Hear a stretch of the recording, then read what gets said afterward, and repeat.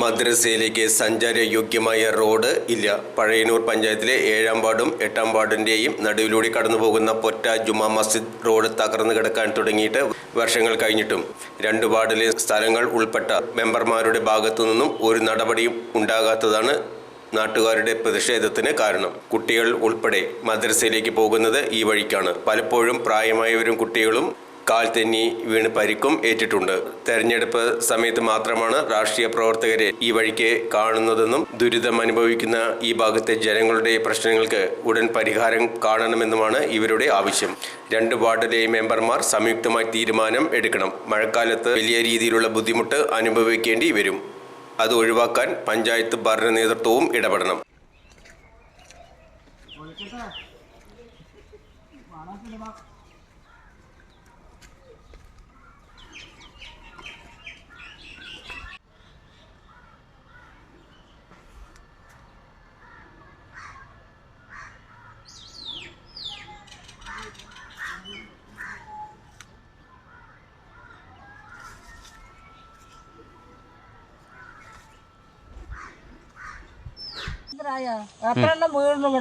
അതെ, എത്ര കാലമായി ഈ റോഡ് മദ്രസയിലെ കുട്ടികൾക്ക് നടന്നു പോകാൻ പറ്റാത്ത അവസ്ഥയാണ്.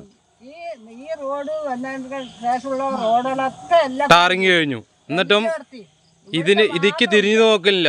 7-ാം വാർഡിൽ പെട്ടതല്ലേ ഇത്? 7-ലും 8-ലും ഇല്ല.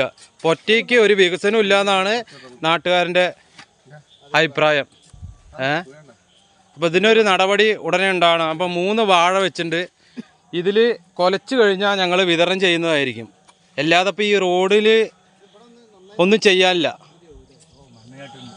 റോഡ് എന്ന് പറയാൻ പറ്റില്ല. ഇതിപ്പോൾ ഒരു തൊടിയായിട്ടുണ്ട്, ചളിമടയായിട്ടുണ്ട്. അപ്പോൾ വാഴ നട്ടുണ്ട്. പെട്ടെന്ന് കൊലയ്ക്കുന്നതാണ് വാഴ തന്ന ആൾ പറഞ്ഞു നടക്കുന്നത്. സ്പോൺസറാണ്. 3 വാഴ തന്നിട്ടുണ്ട്. അപ്പോൾ എല്ലാവരും ഒന്ന് ദുആ ചെയ്യാം കേട്ടോ.